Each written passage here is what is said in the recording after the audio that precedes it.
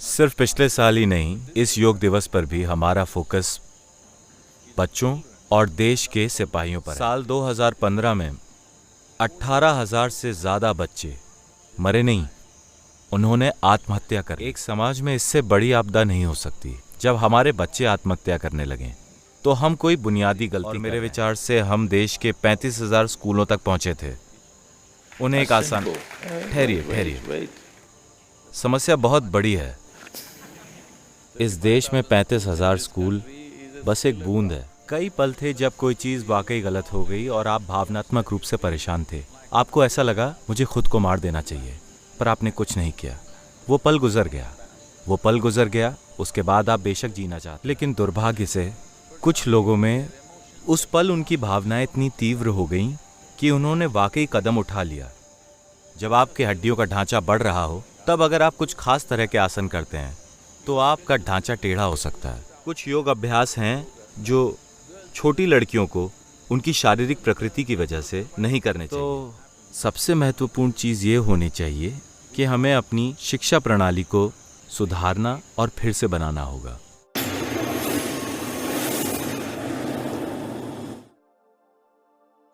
सद्गुरु, मेरा सवाल भी योग से संबंधित है। मुझे याद है कि पिछले साल योग दिवस पर हमने बच्चों पर ध्यान केंद्रित किया था। तो मेरा सवाल है कि बच्चे किस तरह का योग कर सकते हैं और इसके फायदे क्या हैं, और उन्हें प्रेरित कैसे करें? कैसे क्या? बच्चों को प्रेरित कैसे करें योग करने के लिए? सिर्फ पिछले साल ही नहीं, इस योग दिवस पर भी हमारा फोकस बच्चों और देश के सिपाहियों पर है।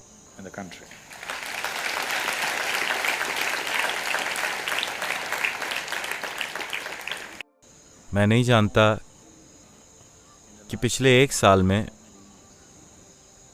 देश में कितने सिपाही शहीद हुए हैं। मेरे पास आंकड़े नहीं हैं, लेकिन साल 2015 में 18,000 से ज्यादा बच्चे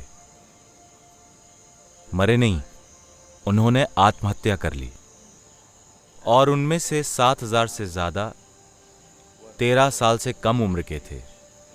एक समाज में इससे बड़ी आपदा नहीं हो सकती। जब हमारे बच्चे आत्महत्या करने लगे तो हम कोई बुनियादी गलती कर रहे हैं, कोई बहुत बुनियादी गलती। मैं नहीं जानता कि दूसरे देशों के आंकड़े ऐसे हैं या नहीं, लेकिन कुछ आंकड़े हैं। हालात कितने बुरे हैं ये अलग अलग समाजों पर निर्भर करता है। अलग अलग देशों में ये अलग हो सकता है, लेकिन In all these countries where they are striving, उन सभी देशों में जहां वो गरीबी से संपन्नता की ओर जाने की कोशिश कर रहे हैं, दुर्भाग्य से ऐसा हो रहा है। भारत में इसके होने का एक मुख्य कारण ये है कि भारत में 98 नंबर आने पर पास होते हैं। तो पिछले साल हमने बच्चों पर ध्यान केंद्रित किया था, और मेरे विचार से हम देश के 35,000 स्कूलों तक पहुंचे थे। उन्हें एक आसान, ठहरिए, समस्या बहुत बड़ी है। इस देश में 35,000 स्कूल बस एक बूंद है। हमने उन्हें उपयोग सिखाया, जिसे लोगों तक पहुंचाना बहुत आसान है।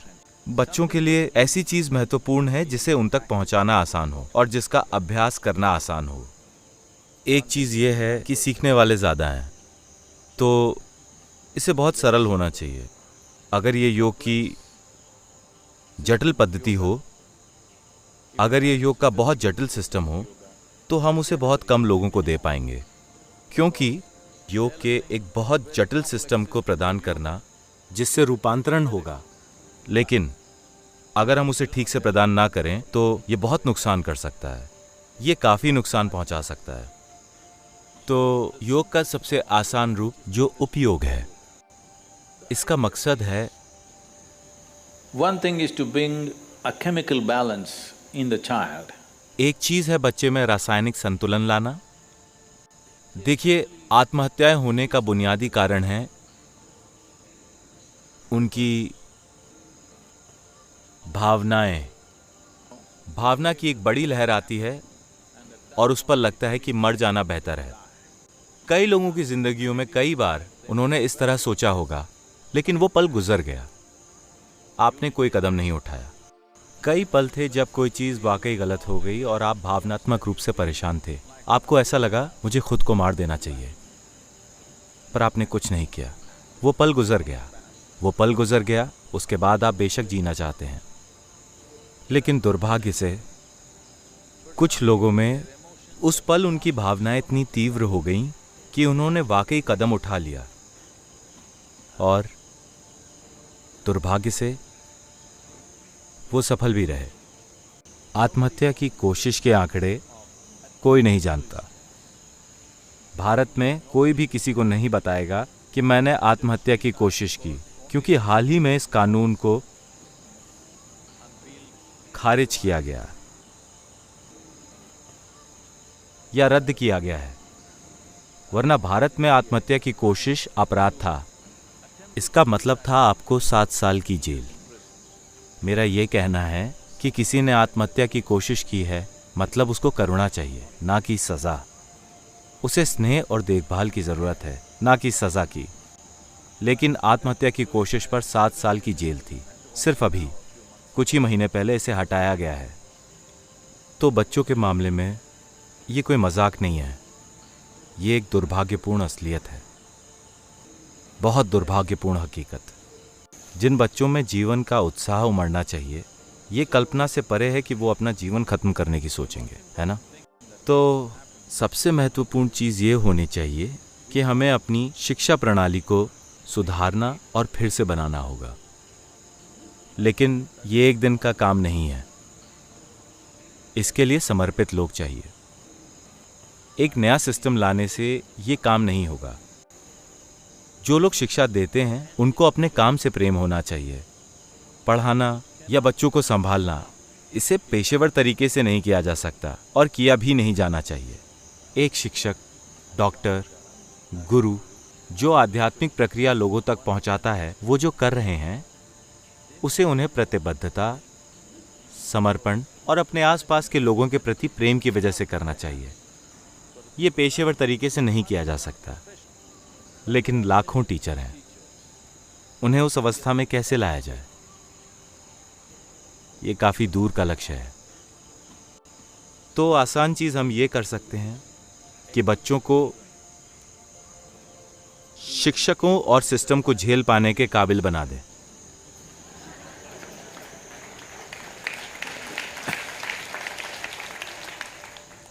ताकि उनमें पर्याप्त संतुलन हो, वो हमारी तथाकथित शिक्षा प्रणाली के पागलपन को संभाल सकें, क्योंकि ये काफ़ी अमानवीय है। यह अमानवीय इसलिए नहीं है क्योंकि ये मुश्किल है, ये अमानवीय है इसे चलाने के तरीके की वजह से। मेरे विचार से ये बहुत आसान है, इसे और ज़्यादा मुश्किल बनाना चाहिए। बच्चों को खुद को अपनी सीमा के आगे खींचना सीखना चाहिए। बात इसे चलाने के तरीके की है। कौन इसे चला रहा है, यही सवाल है। जब लोग आनंदित हैं, आप उनसे जितनी चाहे खींचतान करवा सकते हैं, वो ठीक रहेंगे। अगर आप ये नहीं जानते कि उन्हें आनंदित कैसे रखें और आप उन्हें खींचते हैं, तो वो टूट जाएंगे, हाँ या ना? तो एक चीज़ है योग सिखाना, ताकि बच्चे इसे संभालने के काबिल हो जाएं। किस तरह का योग? एक आसान रूप, जितना सरल हो सके उतना, ताकि इसे बिना इसका रूप बदले आसानी से सिखाया जाए और वो इसका बहुत आसानी से अभ्यास कर पाएं। और अगर वो 10-20% गलत भी करते हैं तो बिल्कुल भी नुकसान ना हो, क्योंकि अगर आप बहुत जटिल योग सिखाते हैं, सबसे बड़ी बात है उनकी हड्डियों का ढांचा बड़ा हो रहा है। मैं देखता हूं कि ये जाने बिना कि कौन सी चीज़ क्या है, स्कूलों में बच्चों को हर किस्म के आसन सिखाए जा रहे हैं। जब आपके हड्डियों का ढांचा बढ़ रहा हो, तब अगर आप कुछ खास तरह के आसन करते हैं तो आपका ढांचा टेढ़ा हो सकता है। तो 14 साल के होने तक आपको योग के कुछ पहलुओं को नहीं करना चाहिए, क्योंकि वो बड़ों के लिए बने हैं। कुछ योग अभ्यास हैं जो छोटी लड़कियों को उनकी शारीरिक प्रकृति की वजह से नहीं करने चाहिए। लेकिन इन चीज़ों का ध्यान रखे बिना एक सी चीज़ें सभी को सिखाई जा रही हैं। तो ये एक बहुत सावधानी से संतुलित की गई योग पद्धति है जो बच्चे के शारीरिक और मानसिक विकास में सहायता करती है। सबसे बढ़कर ये भावनात्मक संतुलन का एक खास स्तर लाने पर केंद्रित है। ये न सिर्फ आत्महत्या की आपदा से बचाएगा, मेरा यकीन कीजिए, ज़्यादातर लोगों में जो भी बुद्धिमानी होती है, उनमें जो भी काबिलियत होती है, उनमें जो भी क्षमताएं होती हैं, उसका एक छोटा प्रतिशत ही जाहिर हो पाता है, क्योंकि भावनात्मक रूप से वो पूरी तरह संतुलित नहीं है। वो हमेशा डरते हैं कि नाखुशी, दुख, निराशा, अवसाद उन्हें घेर सकता है, तो वो सिर्फ उसी गति में बढ़ेंगे, क्योंकि किसी भी चीज़ में संतुलन नहीं है। किसी भी काम में, हमारे सबसे आसान कामों से लेकर सबसे बड़े कामों में, अगर आपको साइकिल भी चलानी हो और आप संतुलित ना हो तो आप ऐसे चलाएंगे, आप इधर उधर नहीं देख पाएंगे। लेकिन अगर आप संतुलित हों तो हाथ छोड़ सकते हैं, हर किसी को देख सकते हैं, शरारत कर सकते हैं, आप हर चीज़ कर सकते हैं, क्योंकि आप संतुलन में हैं, है ना? यही जीवन के साथ भी है। अगर आप में संतुलन है तो एक समय में आप कई चीज़ें कर सकते हैं, वरना अगर आप में संतुलन नहीं है तो एक चीज़ करते वक्त आप और कुछ नहीं कर सकते। तो यही सबसे बुनियादी चीज़ है जो हर किसी के साथ छोटी उम्र में होनी चाहिए, कि आप उनमें एक ख़ास प्रकार का भावनात्मक और मानसिक संतुलन ले आएं, ताकि वो डगमगाए ना। आप संतुलन की एक केमिस्ट्री पैदा करें। अगर ऐसा होता है तो वो अपनी बुद्धि, अपनी काबिलियत और अपनी प्रतिभा की कई अलग अलग तरीक़ों से खोज करेंगे। अगर ये एक चीज़ ना हो तो आप देखेंगे कि अगर ज़बरदस्त काबिलियत भी हो तब भी कष्ट के डर से उसकी खोज नहीं होगी। 85% मानवता के लिए ये सच है कि वो अपनी काबिलियत की पूरी गहराई और आयाम को नहीं खोजते, सिर्फ इसलिए क्योंकि उनमें भावनात्मक संतुलन नहीं है। और ये सिपाहियों के लिए भी उतना ही महत्वपूर्ण है। उन्हें भावनात्मक रूप से संतुलित होना चाहिए। तो इस साल हम बच्चों और सिपाहियों पर फोकस कर रहे हैं।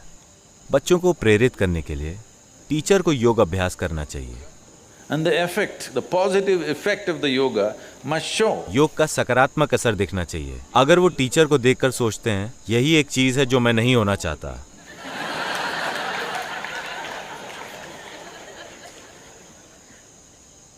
नहीं, इसे प्रेरणा नहीं कहते हैं।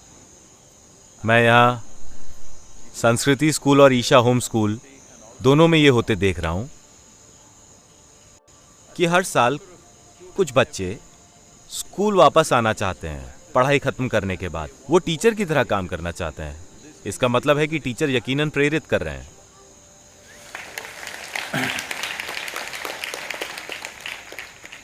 अगर आप अपने टीचर को देखें तो ऐसा होना चाहिए, ओह मैं उनकी तरह बनना चाहता हूं। अगर ऐसा नहीं होता तो जो टीचर कर रहा है वो कोई नहीं करेगा। परीक्षा खत्म होने के बाद हम याद भी नहीं रखना चाहते हम स्कूल में थे। ज्यादातर लोगों का यही अनुभव है। वो कभी भी स्कूल वापस नहीं जाना चाहते। उन्होंने लगभग 12 साल बिताए। अपने जीवन का एक अहम समय 12 साल एक स्कूल में।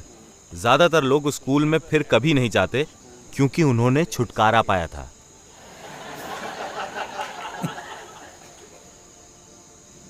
इसे ऐसा नहीं होना चाहिए। ये वो जगह है जहां आप बड़े हुए। आपको हमेशा वापस जाने की इच्छा होनी चाहिए और देखना चाहिए कि आप कैसे योगदान कर सकते हैं, आप कैसे कुछ कर सकते हैं। अगर वहाँ से प्रेरणा मिली है, अगर वहाँ यातना मिली है तो आप यकीनन वापस नहीं जाना चाहेंगे।